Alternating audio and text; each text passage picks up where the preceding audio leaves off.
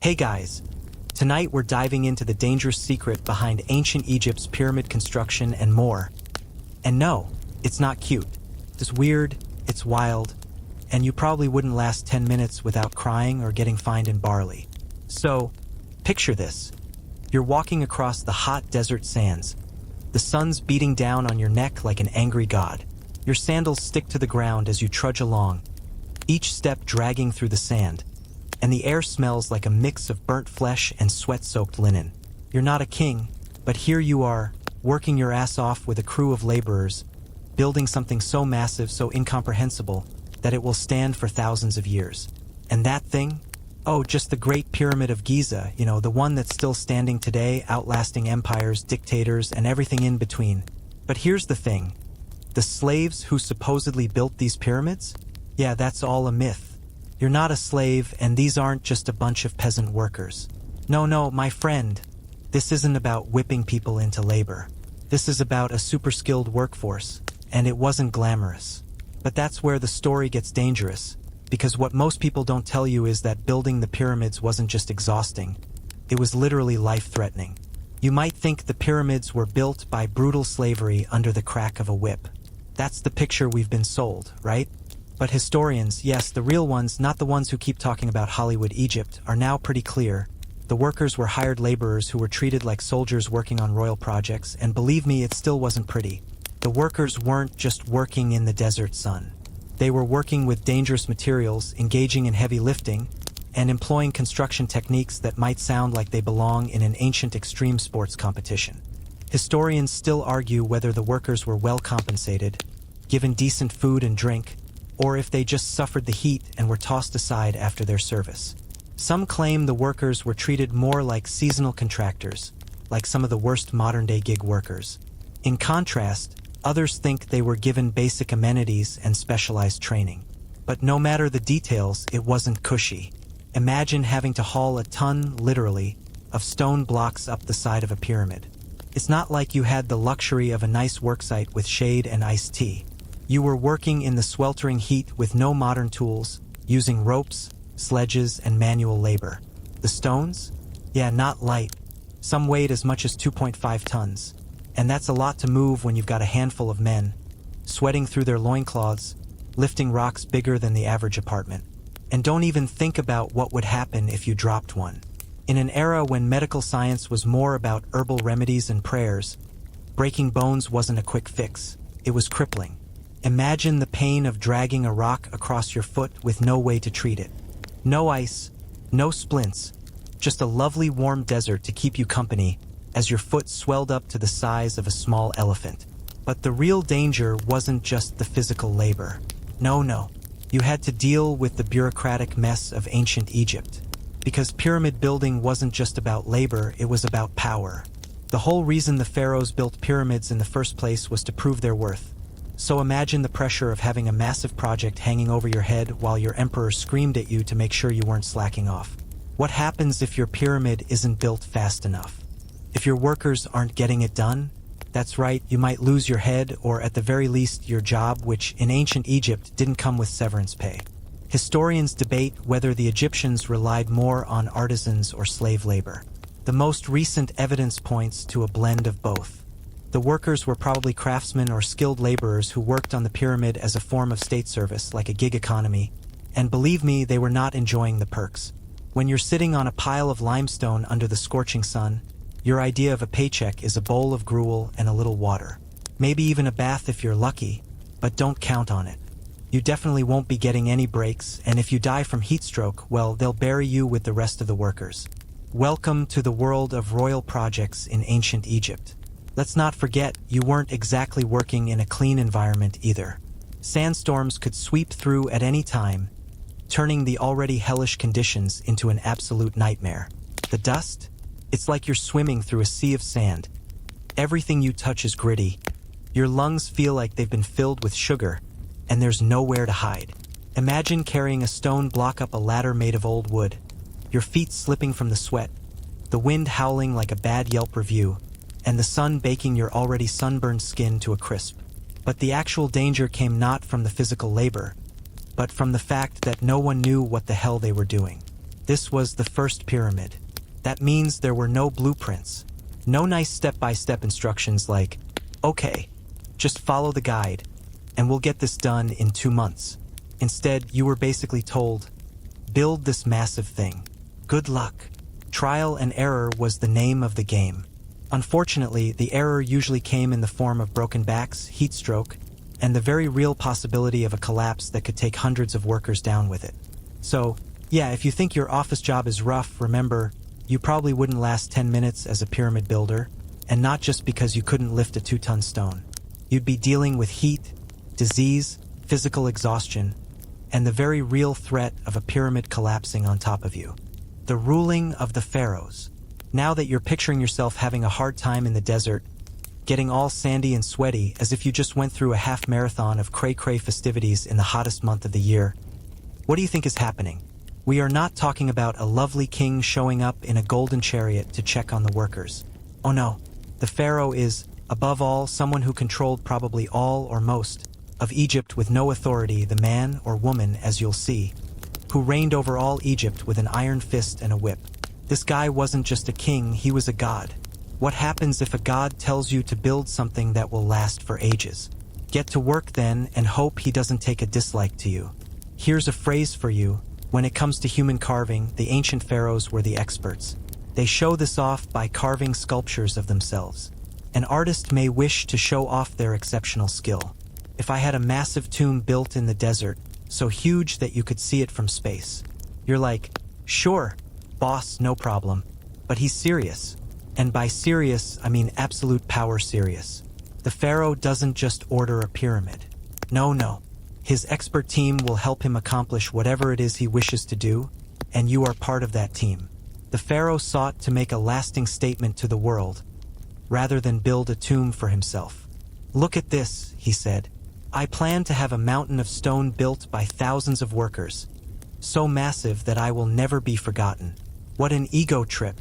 The type of arrogance that requires you to sacrifice your top workers, throws them into hazardous labor to prove how eternally invincible you are. You would think the pharaoh was an apathetic character who merely sat on his throne all day enjoying food and his eternal life, right? But he was too busy running an empire to check every brick of the pyramid. Instead, he had advisors. These were not the usual office managers. These guys are real men who would give up their lives so that the wishes of the pharaoh could come true. These advisors didn't care if you were comfortable, safe, or alive. They cared about getting that pyramid built and were fine if you lost a limb, went mad from the heat, or even died. Your life was expendable for Pharaoh's eternal glory. Now let's see what this looks like. You are a laborer. You are working hard, carrying heavy rocks, and working out in the desert sun. But you're not just doing this because it's your job. You're doing it because the Pharaoh's will is law. Your boss is the most powerful man in the world. You're working for him. And what happens if you don't obey? Well, you don't want to find out. The Pharaoh had the power to send you to the crocodile pit or let the sandstorms destroy you if he was not pleased with you. That's the kind of power this guy had. Historians still debate whether the rulers of Egypt employed only forced labor to build the pyramids or required additional help. It's claimed that most of the builders of the pyramids were hired workers, while others say that the pharaohs used slave labor during periods of war or shortage of workers. Either way, the pharaoh's pyramids surely were not simply about construction, as this was also an overall display of dominance and power that ensured even the peasants and nobles alike understood who ruled Egypt. It is also remarkable that the pharaohs demonstrated their immortality. The pyramids were built so that they would serve as tombs forever, and the souls would live forever, and they would be worshipped long after the flesh rotted away. Sounds like an Instagram influencer's dream, right? Sure. Here is the paraphrase of the statement. But this is much bigger, and the sacrifice is more than just followers. It's losing your life to create something big. Either you build the pyramid or you get buried inside one to be part of the entourage of the pharaoh. That's how committed they were to their posthumous legacy. Every death was worth sacrificing for the sake of being remembered by future generations. What you don't see, though, is the cultural cost. The pharaoh's reign signifies immortal life. However, it equally meant the destruction of those who built his monument. The pharaoh's architects and builders carried his glorious vision into the desert. But did he even remember their names? Did he care about their lives? Or were they merely pawns in a task he had to perform? Would they get the chance to see their own names in the stars? Or would they die in the heat, leaving only shadows of the pharaoh's greatness behind? Just think about that, dying in the desert with nothing but the pharaoh's name to show for all that hard work and knowing that he gets to stand immortalized while you rot away. That's the price of being a builder in ancient Egypt. But the pharaoh? If he died, his pyramid would stand for thousands of years. This shows us something more powerful than building pyramids. This is creating a legacy that will last forever. And the latter is worth giving up everything for. Overzealous pyramid nearly kills everyone. Now that you are somewhat mentally scarred by the thought of breathing in and sweating beneath this pharaoh, let's get to the construction of these gigantic death traps. But I'm not referring to the tomb's treasures. We know about the gold, the mummified remains, and the other artifacts. No. Let's discuss how close the pharaohs came to complete disaster while making these monuments for immortality. You're working with huge stones, slippery sand, and a very unpredictable climate in the desert. What could go wrong? Oh, just everything. Can you imagine if the Egyptians thought they could build the Great Pyramid of Giza without any planning? They had sophisticated equipment, competent workers, and the pharaoh's blessing. But the design wasn't just a matter of stacking massive blocks on top of another. They designed it to be a death trap that would last thousands of years. And that engineering was barely functional. Historians continue to debate how the pyramids were built, primarily concerning the transportation of massive stones from quarries to the site. Some experts suggest that the ancient Egyptians used dangerous, long, winding ramps to drag these giant stone blocks upward. Some people suggest that they might have used ladders or a rolling system to move the massive stones, which is equally terrifying. This proposed method would have risked life and limb, as tons of stone could have fallen on them at any point. After a hay bale crushed one or two workers, someone would say that it's probably not a good idea. Not in ancient Egypt. You're thinking, okay, so they made mistakes. People die all the time on construction sites. Well, here's the catch. The Great Pyramid, which we commonly refer to when speaking about pyramids, was one huge mass of stones which was poorly designed and almost collapsed during its construction. The stones that were meant to be placed at the top, if the workers continued that way, the entire pyramid could have tipped over and taken hundreds of workers with it because they weighed too much and were not appropriately balanced. They almost made the project the most expensive ruin in history that would ever be recorded. Let's get real for a second. Just think. A worker like you sitting in the desert, sweating profusely whilst trying to push a huge stone block weighing 2 tons up a steep ramp to the pyramids under construction. You would practically feel life in that moment.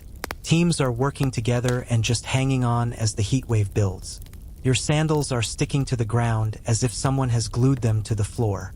When you're thinking to yourself, this is fine, I'm a pro. One of your coworkers accidentally drops a stone from the top of the ramp, and you watch in horror as it hits the ground mere inches away from your foot and breaks into pieces. The rest of the crowd gives you a look as if to say, man, were we really all so dumb as to do this? Also, don't forget about the dust, which is always piling on your lungs and sticking to your skin. The dangerous condition of working in the desert is not just because of the sand. The humidity, you didn't think of that, did you? You're working in a sweat haze of sweat and sand. It feels as if you're going to choke under it all slowly. After taking a break, you will likely be coughing up sand and hoping for the blessed relief of water. But wait, there's a catch. If you stop working for too long, you will be punished by being whipped or thrown into a sandstorm for having the gall to stop working. You know that each heavy stone you are hauling can, at the very least, get you killed at the same time. There is a case of one worker who got crushed when a stone block came loose from the ramp and fell. While it was a horrific incident, the officials don't even consider this something that should be prevented. To work on something for the project for which everlasting was the price only. But for all of them, it was about survival. Each second they spent there could easily cost them their life. Scholars continue to argue about how many laborers died during the building of the Great Pyramid. Many claim that the death toll was thousands. Others may suggest that the actual may have been lower. But you know what? No one really knows. And let's not forget the living conditions. don't be misled into thinking that the heat and physical labor are the worst of it. There were sicknesses, wounds, and the danger of falling, all in a closed desert dream that was both beautiful and scary. The workers were, in a way, already dead, and the pyramid was just the final tomb that would happen. When the pyramid was finally finished, there was likely a shocking death toll, especially considering that these people worked non-stop with little regard for their physical condition. The pharaohs were killed by the flaws in design in their own projects. So many pharaohs died because of the pyramids, and so many children were left without a father. Next time you see the Great Pyramid and think, wow, what a wonder, bear this in mind. It's a wonder they finished it without it collapsing and wiping out a whole generation of workers. Pharaoh's life in danger due to pyramid. You think the pyramids are only for a toilet museum, don't you? Some symbol of Egypt's glory? Well, stop right there. The danger behind pyramid construction was not only to the workers. The pharaohs were in serious jeopardy, and I don't mean by tumbling down a ramp. Let me explain what I mean. The very monument they hoped would preserve their legacy might have contributed to their demise. What's more, no one even caught on until it was too late. Imagine you are a pharaoh. You've got all the power in Egypt. Chances are you're sprawled on your golden chair, sipping fine wine, and thinking about how your pyramid will immortalize you when it's finished. But what you don't know, and what no one really talks about, is that the pyramid is a time bomb, and you are the one sitting on top of it. The pharaohs would have known better, right? After all, they had thousands of years of experience and knowledge about building. But the pyramid was not so simple as just putting blocks together. Structural imperfections almost killed Pharaoh Sneferu of Egypt during the construction of a pyramid in Dashur.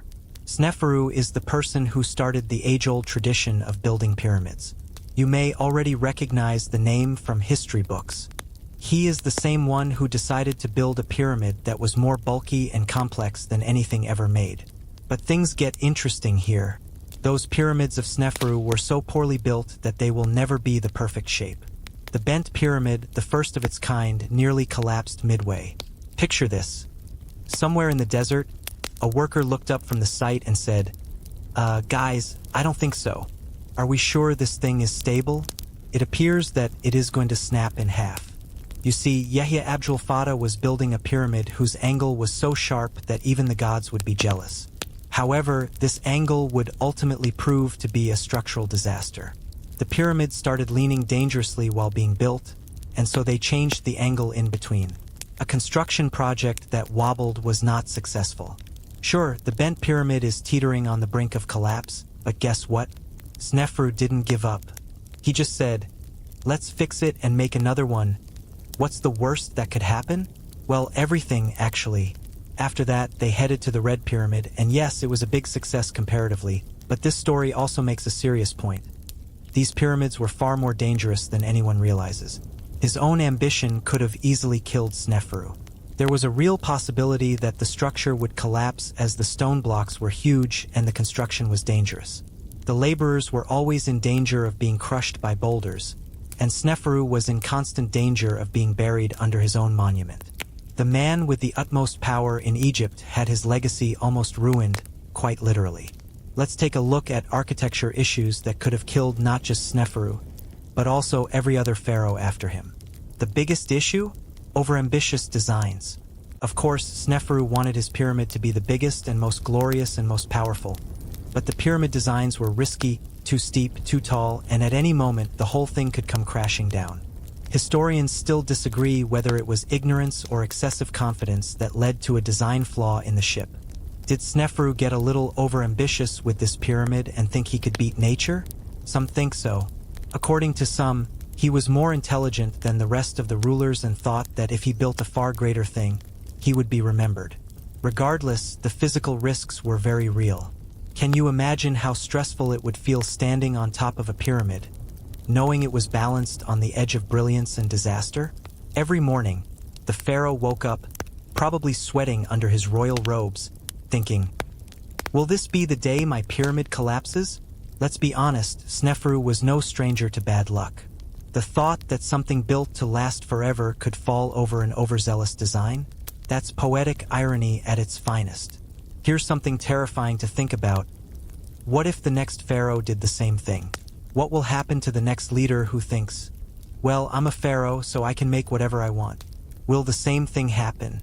For hundreds of years, ambitious yet shaky designs were the norm for pyramids. Any new pyramid built had a real chance of someone, builder, pharaoh, or both, dying during construction. Some historians still argue whether the early pyramids were meant to collapse or whether miscalculations brought about such a result. The pyramids might have never stood today if the Egyptians weren't as ambitious as they actually were. Although the workers' lives were at stake, the life of the man who was sitting at the top of the empire was also at stake. The World Wonder Monument to Egypt's ruin.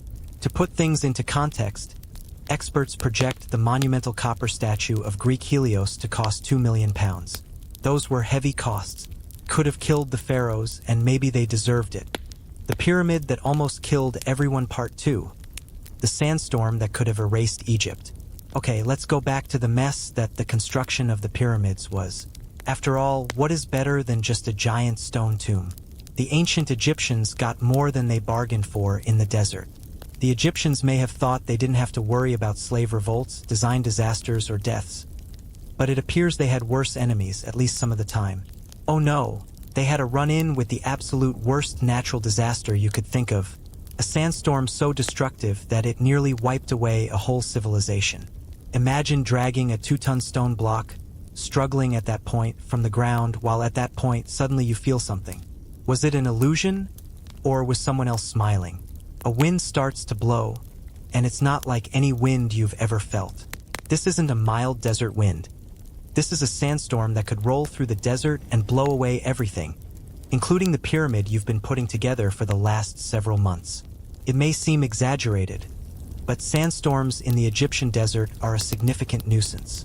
And not just for the workers, but for the entire empire. It wasn't the loss of some bricks off the pyramid. It was the loss of hundreds of workers and hand tools. People caught in these storms would be blinded, buried, and disoriented.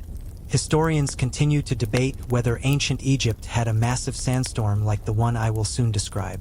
Some say these storms used to occur, but they did not cause significant damage. Some people say there was a storm so great that it had the potential to devastate the entire work on the pyramid. But the pharaoh's engineers and supervisors stepped in and saved the project just in time. The ancient Egyptians recognized that any storm could end it all. And a single storm could have ended everything one way or another. Picture this. As you stand at the scene, it gets very hot and you feel like melting. The air goes completely still. You may think to yourself, oh, thank God, maybe the storm will pass us. But then the wind starts to pick up. You see it coming from afar, a big wall of sand. And before you know it, everything around you goes dark. You feel like you are moving through grains of sand. Every inch of you is feeling like sand is stabbing into it. Your sandals are glued to the ground, and your throat is drying out too fast for you to scream. The whole construction site becomes a nightmare. With this storm at its peak, you may be asking yourself, why build a pyramid when a solid wind can wipe every one of us out? The fierce wind blows dust everywhere. One can easily misstep off a ramp here and crush someone else or be buried alive under the dust. Being in some ancient Survivor episode, but one without fun challenges. Just the kind of challenges where you die of suffocation instead. The heat stroke and blistering winds weren't enough for them. Also, the workers were now fighting for their lives against a force of nature. A powerful storm was capable of sweeping away building supplies, blowing apart tools, and entombing people in the sand so that they may as well suffocate or get lost forever. Try to picture a workplace where each day is like fighting battles against nature, and also, if you make just one wrong move, against the forces of power that could turn against you. The lives of the workers were not only put at risk, but also those of the pyramid. The structure would collapse, or pieces of the pyramid that couldn't be replaced would be destroyed if the storm struck at the wrong time. We are discussing stone objects that can weigh as much as a car that might roll off the side of a ramp and may never be recovered. These were the stakes the Egyptians were working under. They were not just hoping to get a job done. Instead, they were creating something that would last forever against all the forces of nature. Historians argue whether powerful sandstorms were a common risk that the pyramid builders faced or whether they were simply victims of weird local weather patterns. Many people say that the winds are always strong in Egypt and there is often a storm. In the opinion of others, this storm I'm talking about could merely be a once-in-a-lifetime disaster that caught everyone flat-footed. In any case, these builders were treading water and hoping the sandstorms did not blow everything away. Besides, they were not getting paid to be stuck in this weather. But guess what? The ancient Egyptians did what they did best. They adapted. They modified and refined the construction plans so that it wasn't just a tribute to their pharaoh. It became a symbol of how they were enduring the worst kind of suffering. They not only created pyramids, but they also beat the elements that could have wiped out their civilization. With cables to hold it up and 1 million laborers, whose sole employment seemed to be spilling coffee on an ancient document and being a general nuisance, blowing gum and making the same speech for a year. You've got it easy, my friend. How the ancient Egyptians almost lost everything. Let's raise the stakes. The next phase of this construction plan definitely doesn't involve going to the desert and building the largest pyramid in the history of humanity. No, things are about to get worse. Egyptians nearly lost the knowledge of how to make their own pyramids. Yes, you heard me right. Imagine that. The men responsible for the most significant structures ever built almost lost all knowledge of how they did it. Let that sink in for a second. The ancient Egyptians were brilliant people. Excellent engineers, right? The builders didn't have blueprints, engineers, or an app to track their progress, but they used manual labor, machines, and excavators to complete the task. They were basically improvising, trying to stabilize gigantic stone blocks, figuring out how to move them, and blueprinting a tomb that would stand the test of time without turning it all into dust. And that's where the real danger came in. After the first pyramid building boom, the Egyptians had to deal with something every great civilization eventually does: lost technology. Historians debate whether the ancient Egyptians concealed the knowledge of how to construct pyramids. Or did they get embroiled in other political goof jabs and forget how to build the pyramids? Sure, experts believe it was intentional, as if a secret league of pyramid builders maintained it, making it inaccessible and holding out for a select few. Some others think that the entire feat was so complicated that the pharaohs died, and there were no more master builders left who could carry on the trade. But here is the creepy part. By the time the other pharaohs came along, they lost track of how they were making the pyramids. Oops, we forgot. The message may have been better than the one we got. We are talking about the builders sweating in the desert attempting to create something that was erected centuries before, but without a guidebook, instructions, or manual. That's when things started to go wrong. Just imagine the following scene. The pharaoh speaks. Okay, let's build a pyramid. To the workers' surprise, he agrees. Of course, we know the gist. But then he asks, but how do we make sure it doesn't topple over? The pharaoh is like, we will just wing it. But the problem is that winging it doesn't always work.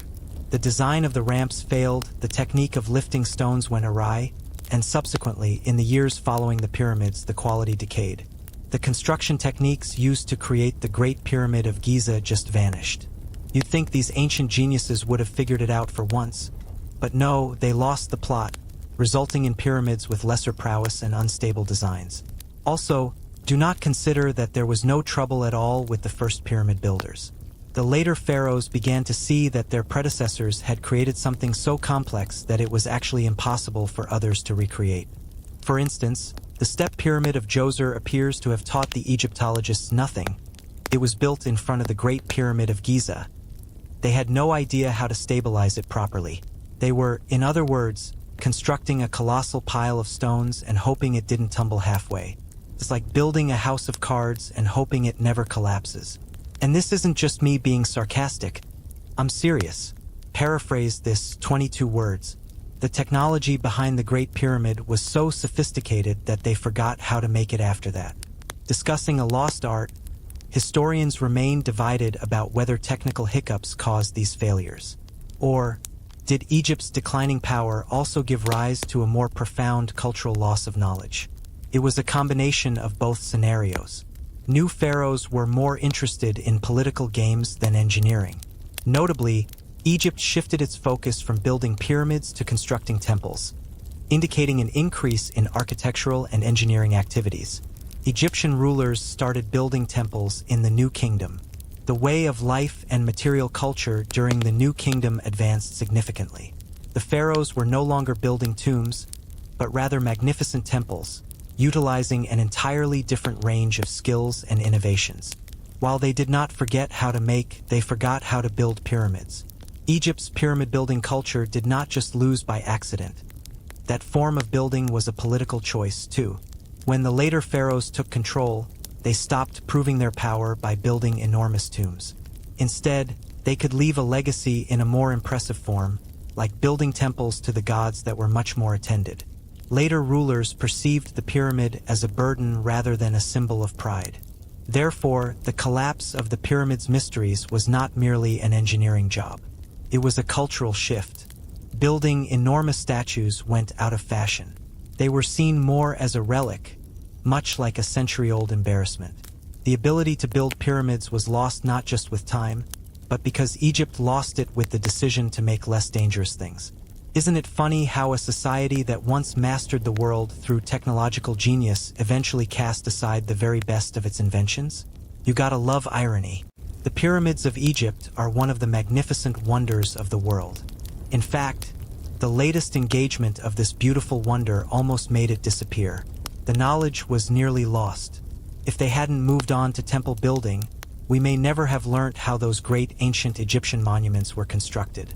Maybe it's a good thing they didn't forget how to build a killer pyramid, just like so. How Egypt defeated Desert Storm of the century. Okay, fasten your seatbelts, we are about to go all apocalyptic on this. Building a pyramid in the scorching sun of Egypt is really bad? Let me take you back to when things went from bad to worse. Way worse than any of us expected. Sandstorms. Yes, these desert giants of chaos can shred everything in their wake, destroy buildings, and leave you with a breathless feeling. Imagine this, you're the builder of a pyramid. Halfway up the ramp, hauling stones. And then it hits you, Mother Nature has had enough. And she's coming for you. Sandstorms in Egypt were very dangerous to humanity, harming it in a more serious way than you might expect. If the wind is strong enough, the storm will sweep across the desert, shutting down construction sites and leaving everything buried under a blanket of sand. Imagine you are on top of a pyramid. You are working with architects on the most important architectural project in history, and suddenly a wall of sand the size of a mountain is rushing at you. Do you run for cover? Nope. You find yourself trapped with sand in your eyes and lungs, unsure whether the entire pyramid is about to fall on you. Now, let's talk about the real danger of these sandstorms. Your body being unceasingly buried under waterless sand is not the essence of a pleasant day at the beach. What a holiday here felt of the mega-pyramid project itself may have been wiped off totally. Stone blocks? Gone. Tools? Buried deep under the desert. And do not even consider how much time it would take to gain back health after these bad boys. They could not just dispatch a brigand for a cleaning with broom and spade. This was no mere inconvenience. In fact, it was bad enough to destroy your pyramid dreams altogether, often before your very first tomb could even be built. Historians still debate how often these storms really occurred. Some think they were yearly events. Other scholars have noted that the storms may be much rarer. Some theorists claim they were completely sporadic. But when they hit, the damage was devastating. But if they did occur, they could wipe off years of progress in a single afternoon. Further, the storms were a constant risk to the men working on those huge tombs for their pharaohs. Just imagine that the construction work is all done. The men spent hours in the sun, carrying the stones up the ramp, and suddenly, the wind picked up and your building fell apart. Not exactly a fun day on the job. Huh? Sandstorms were not merely winds. They were a form of punishment by the gods that made life devilishly unpredictable for the builders of the pyramids. It was like working on the most dangerous building project ever, but with nature as your direct adversary. The Egyptians were clever people who could stay alive in storms. Their capacity to adapt to the desert possibly explains their ability to build something that withstood all tests for thousands of years, but it was not a given. Storms could reduce everything to dust. So if you were one of those workers, your day could turn from fine to disastrous in the blink of an eye. What is impressive is that the Egyptians did not just sit back and wait for a storm to happen. They planned ahead. According to some theorists, The construction methods witness changes for the possible impact of sandstorms are used that would make the construction stable for disasters. We mean things like reinforcing outer structures, shoring ramps up, and creating windbreaks to prevent the damage that ripping winds usually do. The desert was not just a matter of dealing with heat for those living in the desert. They also had to deal with chaos within an area that seems unpredictable. Talk about ancient engineers who were ahead of their time. But wait, there's more. The sandstorm endangers workers and symbolically threatens the power of the pharaoh. Pharaohs don't merely care about the structure of the pyramid. Rather, they were looking for a legacy that would stand forever. You are the pharaoh, and you are having a pyramid built. But every time there is a sandstorm, you worry. What if this is the sandstorm that destroys everything? What if my legacy is swallowed up by sand? That fear must have been a huge burden to bear. Although historians argue about the extent to which superstition was involved in this, in their view, the pharaohs may have thought that the storms were an omen or a sign indicating that the gods did not think them worthy enough to build this pyramid. Some people say that the pharaohs did not take as much care about the past storms as about their immortality. No matter what, every time the winds came in, it was not just the workers that they were worried about, but the fear that they would lose hope of their glory.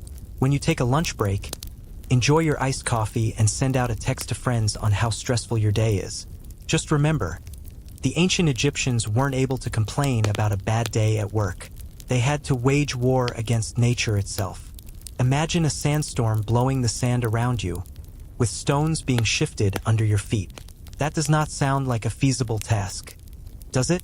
Now, imagine building the largest ever tomb for a monarch who was expected to live forever. This is exactly what ancient Egyptians had to deal with while building the Great Pyramid of Giza. Good luck with that.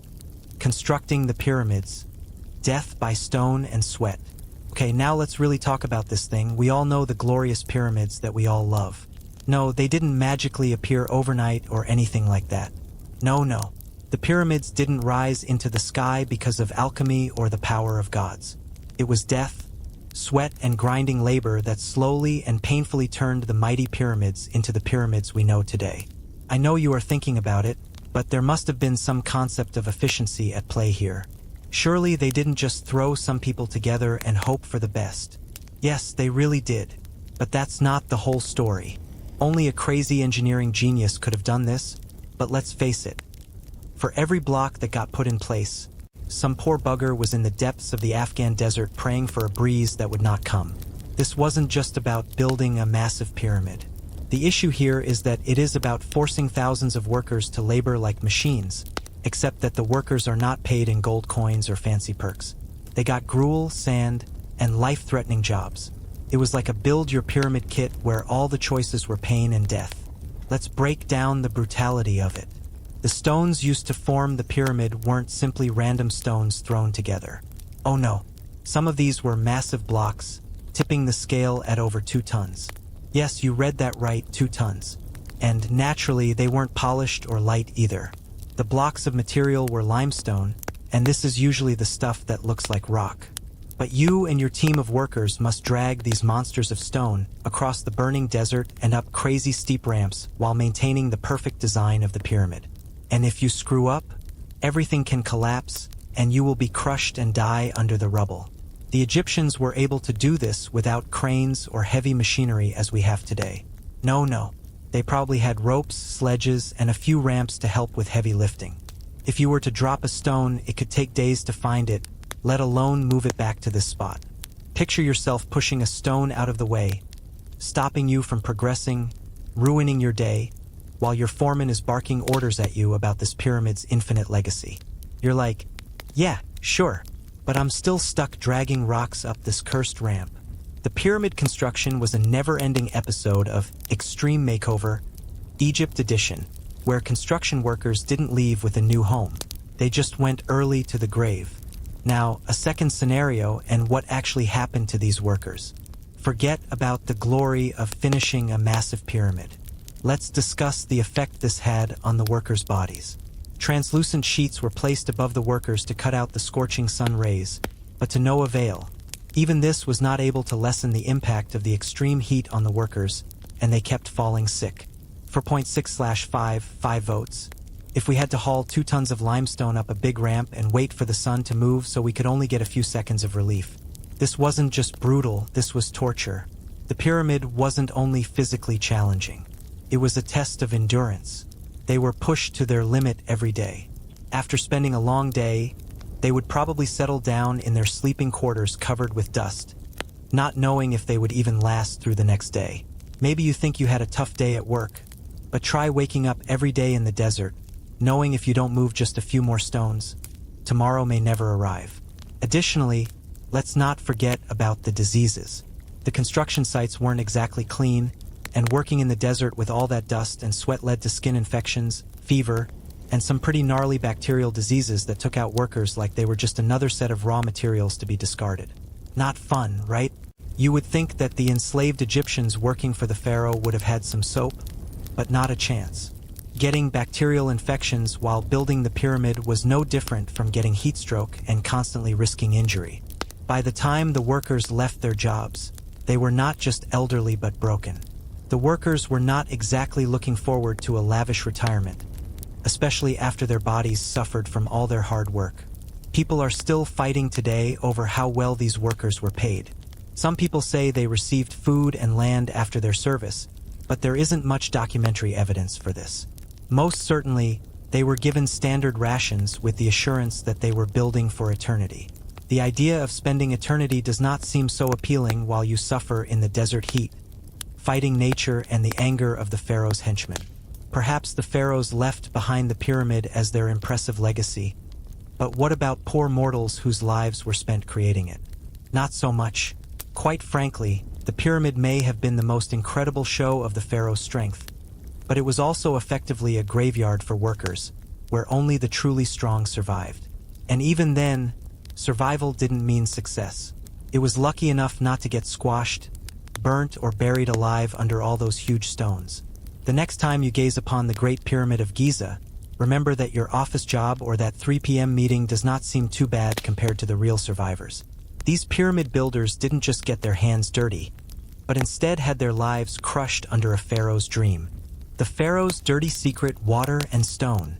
Okay, so you've had enough of sandstorms, dangerous labor, and death by stone. But I'm about to hit you with a secret that's going to change the way you think about Egypt's pyramid construction. Water. Yep, that's right. What if I told you that water, something as basic as that cool glass of H2O you're probably sipping right now, might hold the key to how they built the pyramids, and how it could have killed thousands in the process? Hold on to your mummified cat statues, because this is going to get really weird. See, historians have long been debating how the Egyptians actually moved the massive stones, and water might be the answer. I mean, we're talking about 2-ton blocks of stone. That's not something you push up a steep ramp. So how did they do it? Water-based lubrication. No, this isn't the plot of some bad Indiana Jones movie. This is real life, and the Egyptians might have used water to make the stones slide like a slick slip and slide down a hot summer day. Now, before you start imagining sliding stones down water-covered ramps with joy, let me break it down. The theory is that the Egyptians might have poured water on the sand beneath the stone blocks to create a sort of slick surface that would reduce the friction, basically turning the desert floor into a glorified slip and slide for giant stones. It's not as fun as it sounds, though. In fact, it was dangerous as hell. Historians still argue whether this was the primary method the Egyptians used or if they had other methods of stone transportation. But let's entertain the idea for a moment. Picture this. You're standing on a sand-covered ramp, surrounded by your fellow workers, dragging a stone up a slope. Suddenly, someone starts pouring water around the base of the block, and the stone becomes a little easier to slide along the sand. Is that an improvement? Wrong. Now that you've got this water-lubricated ramp, the danger comes from the risk of slipping and losing control of a 2-ton stone. If the stone suddenly slides too fast, you could have a catastrophic collapse. And if a block of stone comes crashing down, guess who's getting crushed? Yeah, that's right, you. But the real kicker? It wasn't just about physical danger. Water was also a precious resource, and not something you wanted to waste in the middle of a sweltering desert. So, the idea of wasting water to make stone moving easier was a risky financial decision, even if it was highly effective. But let's talk about how effective this method could have been. Historians and engineers today have been studying the idea of water lubrication for decades. The results? It's possible. Very possible. In fact, some modern experiments have shown that using water in just the right amounts could have made the process of hauling heavy stones significantly easier. And here's the kicker: by reducing friction, the ancient Egyptians could have moved those stones using fewer workers and less energy, which is, quite frankly, a miracle in terms of ancient engineering. But of course, the cost of water meant that, while it might have made construction easier, it also increased the chances of failure. Too much water, and the stones would slide out of control; too little, and you're back to sweating your way up the ramp. It was a balancing act between practicality and chaos. Historians still debate whether the ancient Egyptians regularly used water lubrication or if it was something they only attempted when in a tight spot. Some argue that this technique wasn't used because the Egyptians had other, more traditional methods like rollers or sledges. But let's not forget, ancient Egypt was all about innovation. Just because this method sounds too outlandish doesn't mean it wasn't tried at some point in the pyramid building process. After all, these were the same people who built entire tombs, advanced irrigation systems, and even medicine that was far beyond what you might expect for a civilization that didn't even have modern-day plumbing. Think about it. Water made sense.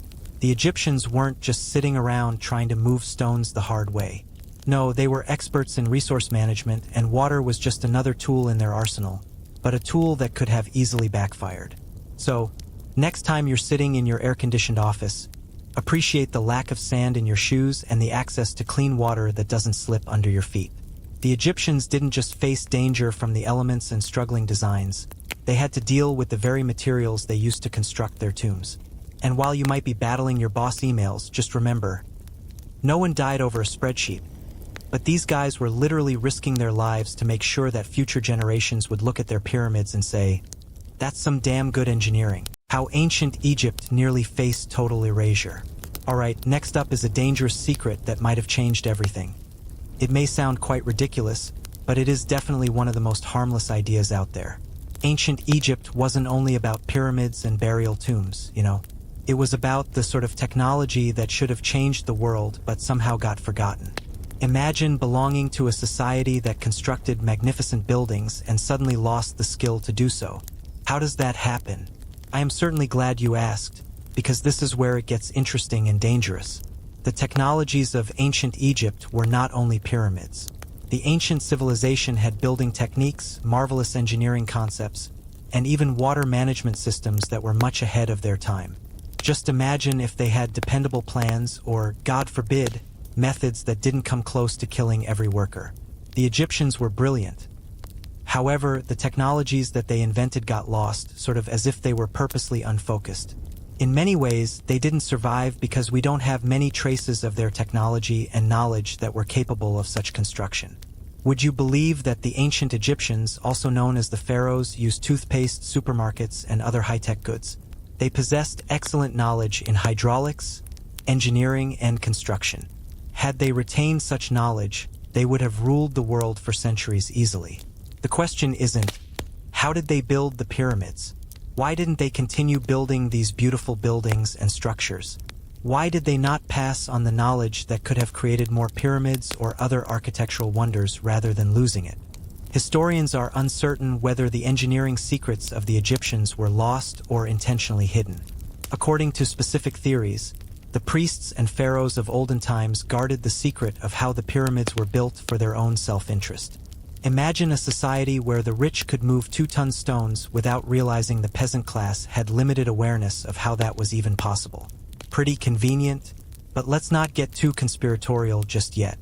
New kings who became owners of these pyramids, after a few generations, most likely lost the knowledge of how to build a pyramid.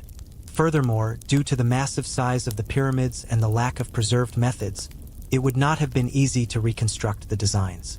As Egypt became increasingly engaged in temples, luxury, and gods, pyramids became less of a priority. Every new pharaoh sought to establish a unique monument in Egypt. However, they had little interest in upholding the secrets of earlier, more ambitious projects. Sound familiar? It's like when companies decide to go for the newest thing and forget to improve the old product. Let us now talk about the risk of forgetting these old technologies. You are in command of one of the greatest empires on Earth ever established, but your ancestors did it. You did not do it. Yet, you have no clue how they did it. You make an effort in the beginning and think, okay, we'll just throw a couple of bricks together. And the next thing you know, we get the entire pyramid and it's all falling apart. If you wish to construct a pyramid for your house, you'd have to depend on hit and trial. And that's precisely what happened. The loss of this knowledge did not merely manifest in pyramid buildings, but also in Egypt's decline as an empire. The Egyptians didn't just forget how to make things. They forgot how to make good things. After the construction of smaller, less technological structures began to happen, they started to lose their architectural wisdom, and with it, the power of Egypt began to wane. No one took them seriously as innovators anymore.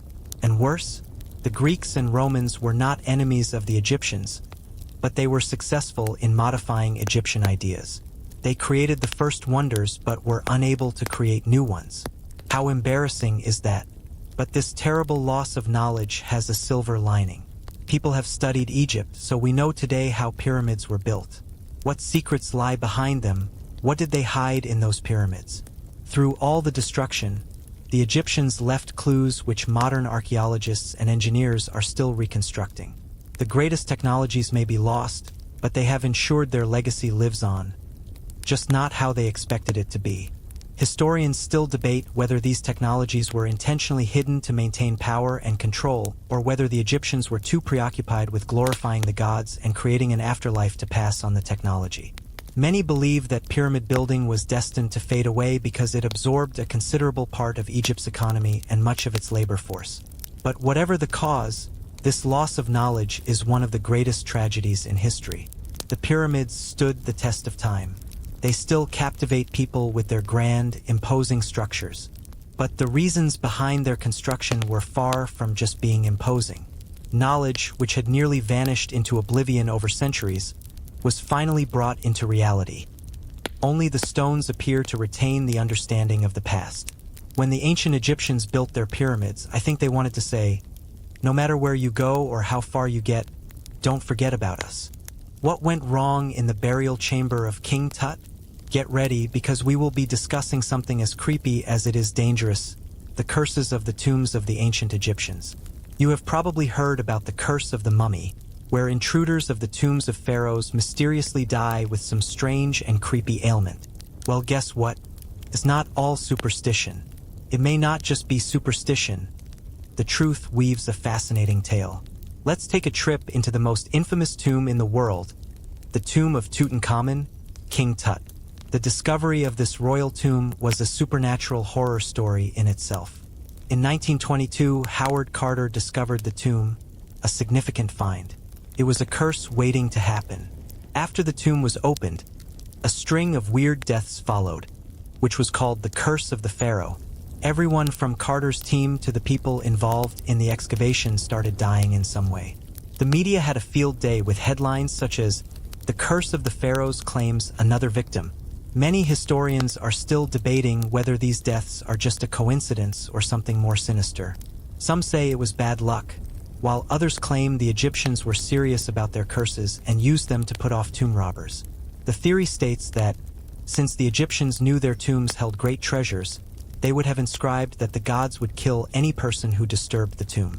So, not only is it creepy, but it also indicates that the Egyptians were truly serious about it and had absolute power that would kill anyone who entered an Egyptian tomb. Picture yourself as the unfortunate person chosen to open the tomb of one of the most powerful pharaohs who ever lived. Not only are you disturbing the dead people, but you are also tempting the old curse which might still be living. When you open the tomb, you have to face the consequences. Despite a supernatural explanation, tomb robbers and explorers who worked on King Tut's tomb did suffer tragic, unusual deaths, which is the cold, hard truth. One possibility is that Lord Carnarvon, the man who financed the expedition, died just months after the tomb was opened. It was from an infection related to an insect bite. After he died, more rumors about a curse started. Soon, everyone was talking about a curse. Now, what if I told you that this already happened before? Egypt's past has several examples of curses related to burial chambers, in fact. The ancient Egyptians did not just think about their dead kings' bodies while building their tombs. They also got busy for their souls. They thought their pharaohs required protection in the afterlife, and part of that protection came through protective curses. Tombs were loaded with warnings that any intruder who dared to disturb the resting place would be killed by their gods. You weren't just stealing gold and treasures from the sarcophagus of the pharaoh. You were tampering with the divine itself. Experts in history are undecided on whether these curses were actual spells and rituals or just a primitive version of psychological warfare. Some say that the Egyptians did not think the curse would make someone's head blow off or skin fall off. Even though that would be pretty unrealistic, some people believe that it is a trick. The trick was to scare the robbers away so they would not enter the tombs. You would probably be a little scared to open a tomb out of fear of divine retribution, after all, if you believed in the gods. Even archaeologists and modern-day explorers have fallen prey to the curse. In the 20th century, the people who located and excavated Tutankhamun's tomb and their relatives faced bizarre accidents, sicknesses, and untimely deaths. Now, is that a curse? Is this just how you deal with the odd conditions of working in the desert, living amongst dangerous diseases, and trying to excavate a tomb of someone who doesn't want to be disturbed? Archaeologists and Egyptologists are still trying to answer that question. Even though scientists today think these are strange coincidences, people still seem to get frightened of them. It's almost like the curse has gone into the collective unconscious, a sort of ghost story passed down through the generations. One can only imagine how often people have feared some disaster whenever tombs have been opened. Sometimes you're playing and you don't want to say, "I'm just playing too much," because you're still scared that something weird is going to happen. That's the tomb curse of Egypt. Maybe it's nothing, but it's unknown and yet still gives you the creeps. The next time you find yourself next to a tomb from antiquity or even watching a documentary about King Tut's tomb, think, it's not so real, or is it? Either way, you don't want to be the one who tests it. Secrets of Pharaoh's hidden tomb. You thought the curse of the mummies was spooky? Get ready. We're diving into a tomb so secret and so dangerous that it nearly didn't make it out alive. One that has been concealed for 2,000 years. I'm not referring to a tomb like the one found in the pyramids you know about. The tomb I'm talking about is so secretive, so full of mystery, that it makes the curse on King Tut seem like the flu. This tomb could have changed the course of history, but it supposedly never happened. The tomb I am referring to is the hidden tomb of the pharaoh. A tomb which might not merely be a burial site for a mighty ruler, but sealed away on purpose. No, this one was most likely constructed for some hidden pharaoh who did not want to be discovered. Tutankhamun is the poor kid whose tomb made him famous. You already know the story. How about I take you to a tomb that's been missing for thousands of years and probably contains some profound forbidden knowledge that no pharaoh wanted revealed. The secrets that lay buried inside were too powerful and too dangerous. So, you're a noble, highly placed, presumably an advisor of the pharaoh, the one who preserves the king's legacies, the one who knows certain things but won't let certain other things get out. You stand at the brink of the Valley of the Kings, the silent hills surrounding you and the pharaoh saying, "We need to build a tomb." But not just any tomb, a tomb nobody can find. A tomb that will conceal us forever. Sounds kind of like the kind of mission someone with a lot to hide would pursue. Historians are still uncertain about which pharaoh's tomb it was, but it is most likely to have been either King Tut's or Akhenaten's. The latter was the pharaoh who attempted to reform Egypt's religious system, focusing on worshipping only the sun god Aten. Sounds like a radical guy, right? Akhenaten's rule was controversial, and he certainly did not leave behind a friendly legacy. When he attempted to impose one god over all, other priests within Egypt disagreed with it. After his death, there was a significant backlash. According to some scholars, following Akhenaten's death, his tomb was blocked off, never to be found by the public, to keep his crazy ideas buried with him. A tomb that was intentionally erased from history. The location of the tomb adds more weirdness to the situation. No one has been able to find it for centuries. It's almost like the Egyptian ancestors went out of their way to have it hidden. So much so that it was hidden for a long time. While many tombs have been ransacked in the Valley of the Kings, has this one. This was so hidden that even the pharaoh's priests and advisors could look at it and be assured that no one, not even the most ambitious tomb robbers, would ever find it. The treasure of Tutankhamun is said to have been intentionally buried in the sands of the desert so that the powerful Egyptian gods would not lead anyone to it. But that's not the end of the mystery. The Valley of the Kings was first explored in the early 1900s by archaeological expeditions and adventurers who sought to find the mythical tomb buried there. And guess what? They almost did. Howard Carter, a noted archaeologist, was famous for his determined search for hidden tombs. Instead of Akhenaten's grave, he found Tutankhamun's grave. In a shocking turn of events, the tomb of King Tut was the tomb that brought success to archaeologists. And at what cost? Did the uncovering of Tut's tomb in the Valley of the Kings stop the British from reaching the dangerous tomb of Akhenaten? Historians argue whether it was just a coincidence or the pharaohs designed them to be of such secrecy that even modern man's engineering could not locate them. Some suspect the tomb could have been concealed with knowledge that might have undermined the very power structure of Egypt, which was built on the premise that the pharaohs' real power lay in their secrecy. If a grave like this had the answers to Akhenaten's reign or the secrets of Egypt's early religious practices, maybe that's why it has been missing for so long. The ancient Egyptians were inclined not only to safeguard their physical treasures, but also their spiritual and political secrets. In a way, the curse is the missing tomb. Finding the thing was a dangerous journey, though. The very idea that the tomb was not meant to be found implies that it was part of a secret so powerful that it would invite harm to anyone who tried to uncover it. To the grim determination of the archaeologists searching for it, this referred to a treasure which was not important, but rather an email that could change the narrative of history. Historians are debating whether the tomb's mysterious disappearance was due to ancient political intrigue or whether it was lost to the passage of time. Some also assert that the pharaohs purposely removed Akhenaten's tomb from humanity's knowledge for his groundbreaking ideas, revolutionary and contrary to the entire Egyptian priesthood, to be lost forever. Egypt may have found a tomb filled with dangerous secrets, a little too much, while we are sitting here reading about the ancient Egyptians and enjoying a cool drink. Think, there are tombs out there locked away, with powerful secrets that have been concealed for thousands of years. And no one recently, including archaeologists, has a discovery. The pyramids nearly caused the downfall of the empire. Did you know that each pyramid of Giza contains secrets, curses, and sandstorms? What if I told you that the pyramids that were supposed to give Egypt eternal glory almost destroyed it? One of the wonders of the world, how could a pyramid bring down an entire empire? You might wonder. Get ready because this is going to blow your mind for sure. Let us discuss the economic impact of constructing these gigantic graves first. The pyramids were tricky to build, not just because of the cost of stone, but also because of labor and resources. No. Pharaohs were exceptionally ambitious and were not satisfied with mediocre things, and hence spent all the money of the kingdom on such projects. The whole economy was dumped on the backs of tens of thousands of workers in the low-wage sector, most of whom were probably already getting by on pennies.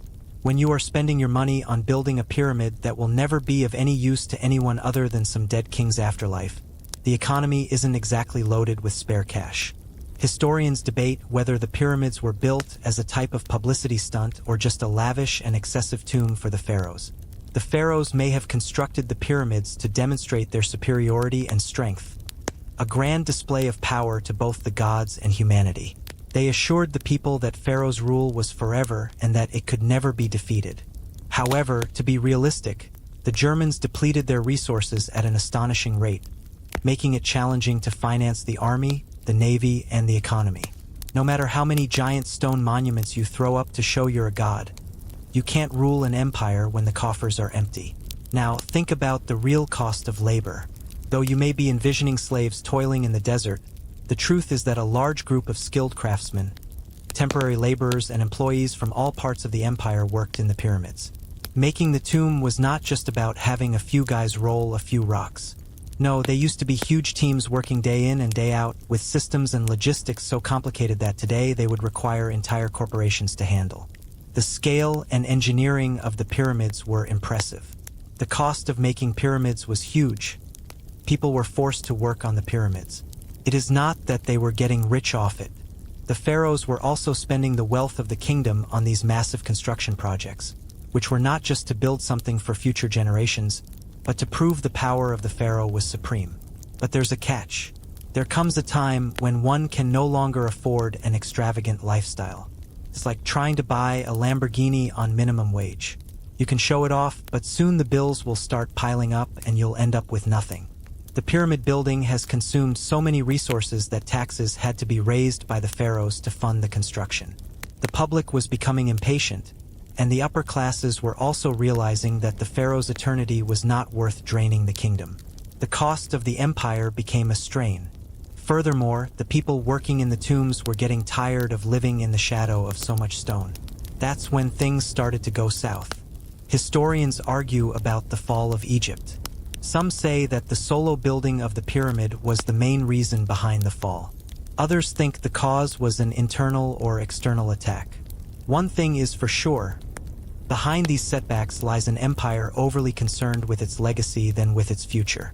Anyone with foresight could have predicted what the consequences would be of building a lavish tomb that no one can maintain. Pyramids didn't only symbolize power, they became a drain on Egypt's economy, which had no room left for growth. The pharaohs overreached on resources, which bankrupted Egypt because of the obsession with immortality. To build the pyramids, a lot of resources and a lot of labor were needed, but the Egyptian empire was already stretched thin. Thus, it is said that pyramid building was the last straw for them. Can you imagine ruling an empire while using up all the stone and labor to finish a tomb for your dead self? You have become too busy to worry about the economy or your people, as you are too occupied with immortalizing yourself. We should check out the irony here. The pyramids, which were designed to immortalize the pharaohs, were almost the death of Egypt. Talk about a legacy. Ultimately, what the pharaohs used to prove their immortality, most especially in monumental tombs, may have weakened the empire enough to cause its downfall. The tombs built as eternal monuments of Egyptian power became a dangerous emblem of hubris. The empire was exhausted by its attempts to immortalize its memory.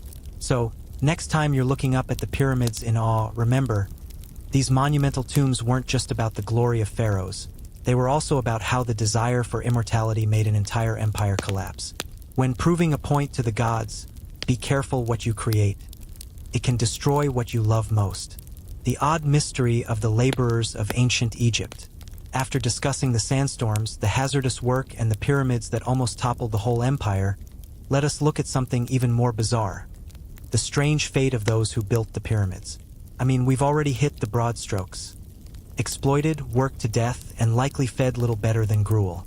But what happened to the heroes when they left the comfortable desert?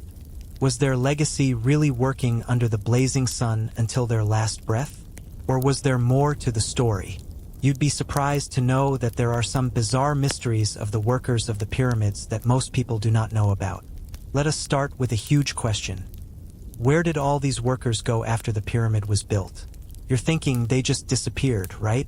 After they went home, they probably had a beer and complained about how they hated building the tomb. You'd be wrong, though. These workers didn't simply return to their everyday lives. Many of these items were also buried with the pharaohs themselves. Yes, you heard me right. Many of the workers who constructed the pyramids were buried within the pyramids along with the pharaohs for whom they worked. Understandably, the more we learn about ancient Egyptian burial practices, it becomes apparent that pharaohs weren't merely entombing themselves to create edifices for their own glorification. No, they were also constructing a mausoleum for the pharaoh's loyal workers, people who literally worked themselves to death for the pharaoh's enormous tomb. So why were these workers honored with such a burial? The pharaoh had to do this not just to thank you but to secure their afterlife. The ancient Egyptians felt that to achieve immortality, the pharaoh's soul must be surrounded by his most loyal and vital people even after death. This happened at the same time they started using their workers in their tombs. The tomb was supposed to live on with them. Think of it like a super exclusive afterlife club that required working yourself to the bone in exchange for a VIP ticket to eternal glory. Being a personal worker of a pharaoh was like an immortality cult that guaranteed you a good spot in the afterlife. Now, this is where it gets weird. How different would it feel to be a worker on the Great Pyramid of Giza, knowing that at the end of your day, you will be a tomb in the pharaoh's tomb? How would that mess with your mind? You are working hard day by day, back aching and sweating, but all through you keep thinking, perhaps everything will turn out all right in the end. This could also have a darker side associated with it. Being buried with the pharaoh is not a bonus. It demonstrates the immense power the pharaohs held over life and death. You were not a worker who got a place of honor, you were a worker who got a kiss of honor. You got a place of honor because of choice. You spend your entire life building for the pharaoh, and when you are finished, he takes everything from you. You became a part of the pyramid eternally. Creepy, right? Historians debate how many workers were actually buried with the pharaohs. Some theorize that it was just the most essential workers whose burial in the pyramids took place. These could be either the ones working on the inner chambers of the pyramid or the worthy ones. The reality is these employees did not just die and forget in the desert. The pharaohs memorialized their sacrifices, as they believed that without these workers, the pyramid would never be completed. The pyramids weren't just tombs of the pharaoh, but rather hollowed-out monuments of power that have their workers eternally enshrined in Egypt. But here's where it gets even weirder. Some workers were not just buried next to the pharaohs. They were sacrificed so that the pyramid would be successful. In ancient Egypt, sacrifice did not always mean human sacrifice. However, the pharaoh's most devoted workers could be sacrificed, hoping that they would safeguard the tomb with their souls. When I say offered up, I mean that the pharaoh killed these workers so their spirits could accompany him on his journey to the afterlife. Would you sign up for that job? Yeah, me neither. Historians continue to debate the role of human sacrifice in the construction of the pyramids in Egypt. Some experts believe it was largely symbolic rather than actual, while others think it was standard and far from unusual. In any case, the honor of a permanent resting place for these workers is chilling, as well as being considered part of the pharaoh's afterlife. The pharaoh's power clearly knew no bounds, not even in death. But don't get too comfortable. It is not merely about death and the efforts of killed workers. The oddity is that the workers left their own tombs behind. The burial locations of the workers of the pyramids were discovered. They were apparently quite nicely built. These contained items such as pottery, jewelry, and food. Although these workers were low on the social ladder when alive, they were treated with a certain amount of respect after death. This is somewhat ironic given the brutal life they lived. The next time you look up at the Great Pyramid of Giza, don't think of the pharaohs. Imagine all those workers who have actually died in making the pyramids that we see today. Their existence, a necessity for the pharaoh's timeless creations, is not worth our time. The stones of the pyramid itself contain their legacy. What do you think they would have thought of the people who were there to see the pyramid today? After all, they know nothing of their sacrifices. This ancient Egypt warning is something we didn't get. This is the last section about ancient Egypt, where we talk about sandstorms, cursed tombs, and how the pyramids almost caused the destruction of the empire. In conclusion, there is one final mystery. What do you think the ancient Egyptians knew that we don't? And why do I feel like they're giving us a foreboding message? They're not here to tell you how they built the pyramids. The truth of the Egyptians, which surely is something that needs to be read to understand, like a life or death matter and everything in between. Let's be real for a second. We all know that Egyptians were obsessed with immortality. They were not just obsessed with living forever, but also cheating death itself. The pharaohs built the tomb so that the soul of the king would carry on and continue being worshipped. The pyramids served as a vital link between the afterlife and the world of the living, with not only mummies helping to preserve the mind and spirit of their inhabitants, which were believed to be forever enshrined. The Egyptians were not just building tombs. They were constructing a permanent legacy that could stand against death.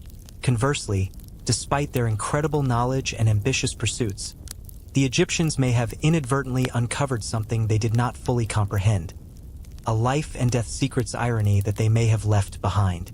That is the great irony of ancient Egypt. The builders of the most long-lasting human structures were entirely in the dark about what happened after death. The answers were there, but they never quite understood what they meant. Historians disagree about the Egyptians' obsession with immortality.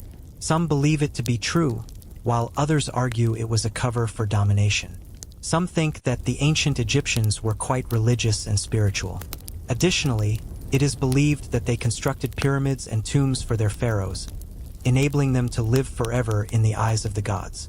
Some believe that the Egyptians were cynical that all their belief in the afterlife was a way of getting out of the rule of the Pharaoh. You lived forever if you followed the rules. Whatever the case, death is something that Egyptians didn't seem to understand, and that's precisely the reason why they developed all these rituals, pyramids, tombs, and anything else which is totally mysterious. They were trying to control the unknown. But the real secret, suppose you have realized in the end, it's not that the body but the legacy. The Egyptians thought they could escape death through the construction of pyramids and the accumulation of great wealth within them. Still, the idea they left behind is this: immortality is not granted through piling up stones. It comes from the story you leave behind. The pyramid was just the shell. The true essence of immortality rested in the monuments people created, as well as the stories that people told of those people. You might be thinking, wait, what does that mean for us? It suggests that the pharaohs might have been onto something, just not the right way to do it. They wanted everlasting life, but they didn't want to die. They were avoiding it. Instead of building pyramids, the Egyptians should have been more concerned about how the things they built, the ideas they created, and their behavior would be remembered and acted on by generations after them. They made something enormous, but their ideas, culture, and storytelling would have lasted the longest. For example, the Egyptians didn't have social media, but they still ensured that their name was known through art, hieroglyphics, and monuments. We still obsess over them even today, thousands of years later. But here's the real question: why did they want to be remembered? Was it that they were truly in love with immortality, or were they scared of being forgotten? So what's the lesson here? Egyptians wished for immortality, but they achieved it by preserving their bodies in stone tombs. They left behind something greater than themselves, greater even than their own cycles of life, the culture that continues to move in us today. Ultimately, it's not the things that you build that matter.